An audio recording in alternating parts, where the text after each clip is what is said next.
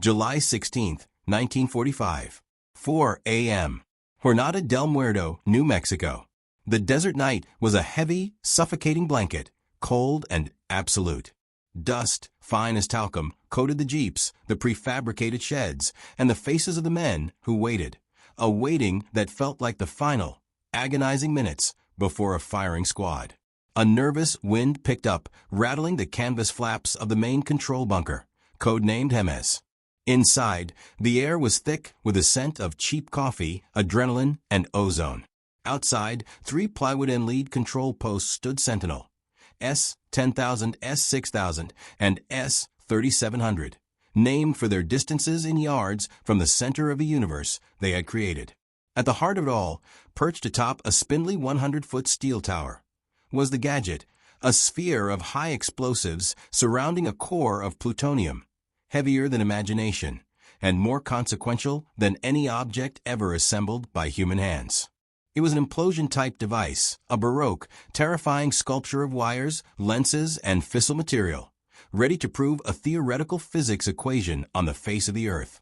The rain, which had been a serious threat only hours before, had finally passed, leaving the alkali flat damp and the sky partially clearing, offering a temporary reprieve to the test director, Dr. Kenneth Bainbridge. His eyes, strained from lack of sleep and endless calculations, scanned the equipment. Every dial, every switch, had been checked a dozen times. Failure was not an option. They were testing the device that was supposed to end the war, a project that had consumed $2 billion and the collective genius of a generation. The scientific director, J. Robert Oppenheimer, was a gaunt silhouette against the muted instrument panels.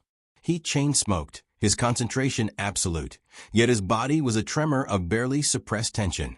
Oppenheimer had insisted on being only 10,000 yards away from the anticipated epicenter, close enough to feel the physical presence of the experiment. He clutched a post with one hand, a cigarette in the other, his mind perhaps already cycling through the lines of the Sanskrit scripture he had read years before. The countdown clock in the corner of the bunker flickered to T-minus 90 minutes. Back at the most distant post, base camp, a safe 17,000 yards away, the project lead, General Leslie Groves, stood watch. Groves was the antithesis of the cerebral scientists, a burly, no-nonsense engineer whose task had been to move mountains of material and bureaucracy. He was less concerned with the metaphysics of the moment and more with the measurable facts. Will it work? What will the yield be? The weight of the world's most expensive gamble rested on his shoulders. He had just received word that President Truman, currently at Potsdam discussing the post-war world with Churchill and Stalin, was awaiting his report. The success or failure of this test would directly inform the ultimatum about to be issued to Japan. The atmosphere tightened. Every man present, physicists, chemists, meteorologists, engineers, and a scattering of military police, understood the profound, irreversible threshold they were about to cross. They were not merely conducting an experiment. They were performing an act of creation and, perhaps, an act of global suicide. The air was silent now, save for the rhythmic, low-frequency beep of the countdown mechanism. The vast, empty plain of the Jornada del Muerto, the journey of the dead man, was about to receive its most definitive namesake. Bainbridge adjusted his dark welding goggles. The final minute was approaching, and with it, the potential to unleash an energy never before witnessed by mankind. The clock ticked past T-minus 60 seconds. The low beeping of the timer transitioned to a steady, urgent tone. In the bunker, Oppenheimer let his cigarette drop to the floor, extinguishing it with the toe of his boot. His breathing was shallow, his gaze fixed on a small, distant point in the pre-dawn gloom where the tower stood. He was now beyond nervous anticipation. He had entered a state of almost religious focus. He knew the complex theoretical physics, the hydrodynamic shock waves, the compression of the plutonium core to supercritical mass, but the actual outcome remained a pure unknown, a variable that only nature could resolve. There were fears, voiced by some of the younger scientists, that the blast might ignite the atmosphere itself, turning the Earth into a cinder. Though rigorously dismissed by their calculations, the fear lingered, a cold, irrational phantom in the desert air. T-minus 30 seconds. The sound technician, positioned far behind the main observation post, checked his sensitive, directional microphones. He was tasked with recording the initial shock wave, a measurement crucial for calibrating future bomb yields. Around him, the other observers lay prone, faces pressed into the dust, following strict orders to turn away and wait until they heard the sound after the flash. The visual phenomenon would travel instantly. The colossal noise would take nearly a minute to reach them, giving them a chance to avoid immediate, blinding retinal burn. The distance from the blast was 10,000 yards, a little over 5.6 miles, a distance that felt insultingly close. T-minus 15 seconds. The automatic sequencer took over, its relays clicking with mechanical precision.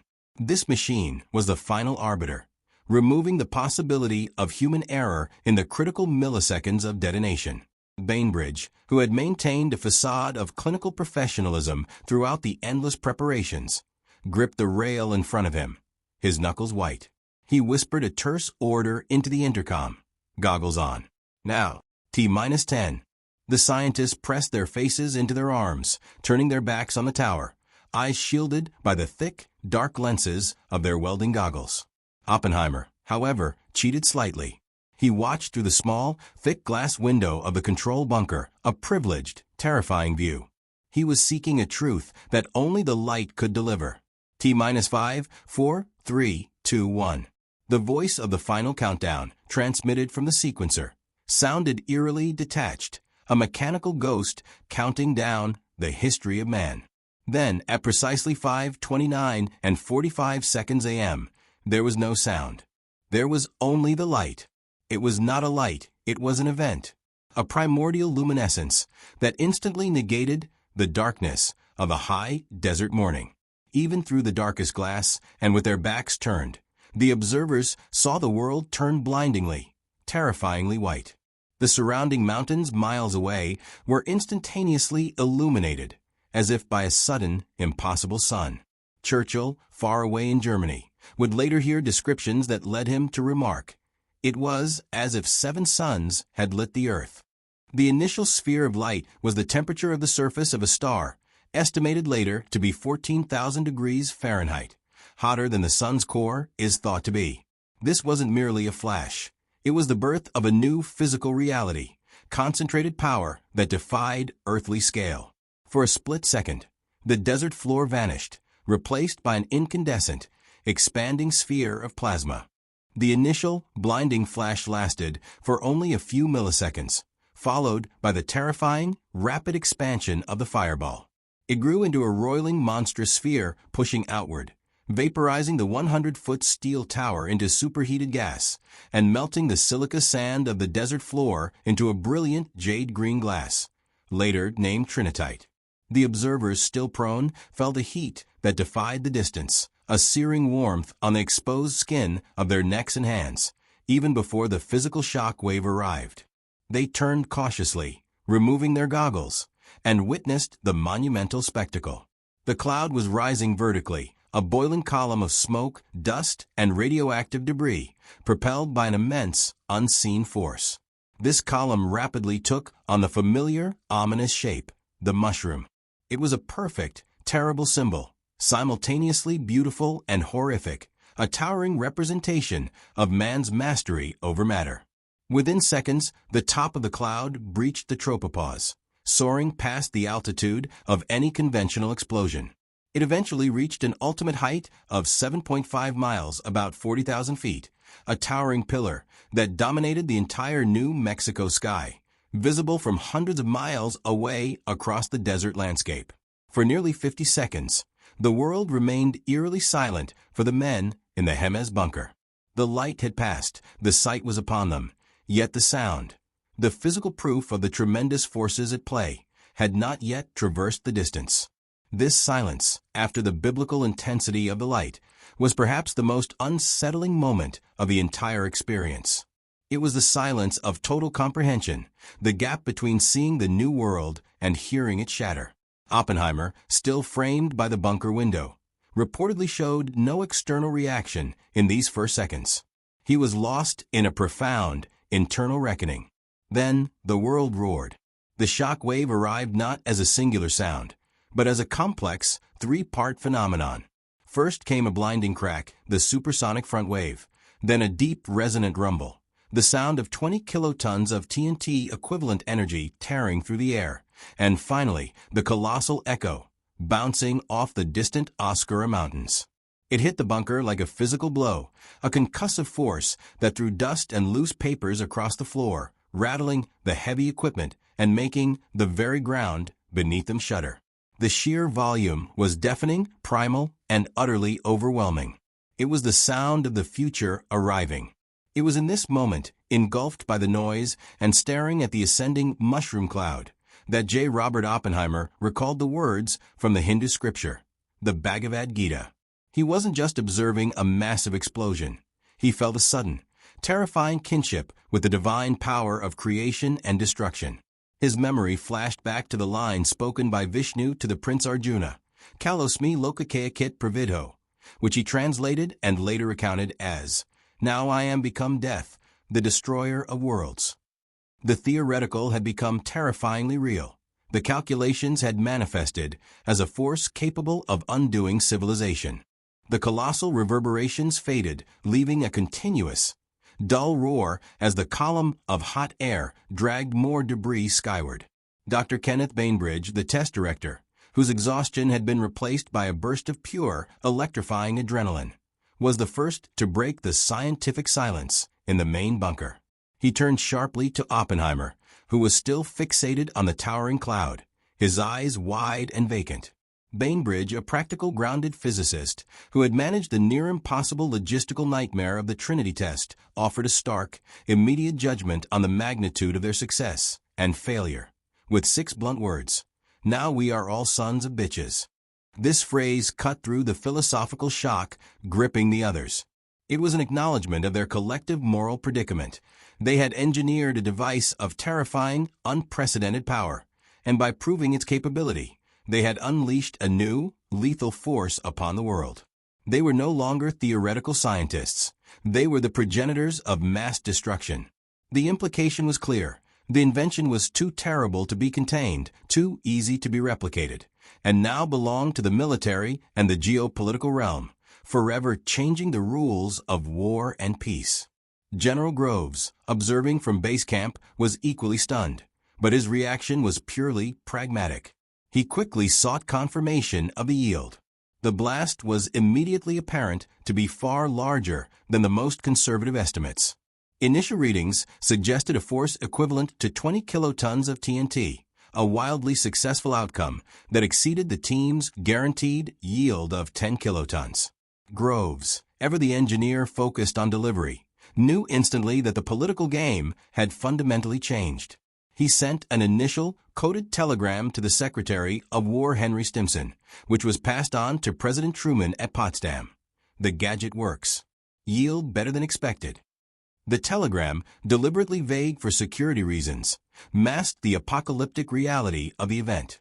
As the sun finally began to rise, painting the eastern sky in normal, earthly colors that contrasted sharply with the monstrous pillar of smoke, the first monitoring teams prepared to move out.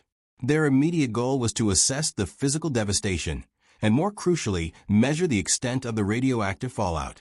They needed to determine how soon an aircrew could safely fly over the blast site to collect vital samples of the enriched, post-fission material. The crater, they knew, would be profound. The ground zero area, where the gadget had stood, was now a steaming, radioactive hellscape. The 100-foot tower was gone, utterly vaporized. The blast had excavated a massive, shallow depression in the desert floor, a crater later measured to be 5 feet deep at its center and nearly 30 feet wide. The desert sand around it had been compressed and melted into the distinctive green glass. This physical evidence proved, irrefutably, the magnitude of the force they had released. The Jornada del Muerto was now truly marked, bearing the first scar of the atomic age. The immediate fear among the scientists shifted from the technical, "did it work?" to the catastrophic, "what have we truly done?" The news, though heavily censored and initially obscured by a cover story claiming an ammunition dump explosion at Alamogordo, began its rapid, silent travel across the globe. For those closest to the decision-making process, the success of Trinity was not merely a scientific achievement, but a decisive strategic weapon dropped squarely onto the negotiating table at Potsdam. In a modest villa near Berlin, Winston Churchill received the detailed report from General Groves via courier on July 23, almost a week after the test. Churchill, accompanied by his personal physician, Lord Moran, was grappling with the difficult politics of post-war Europe and the looming threat of Soviet expansionism. He read the full account, the 20-kiloton yield, the towering column of fire, the vaporized tower, with a mixture of awe and immediate strategic clarity. He instantly grasped the magnitude of this new leverage.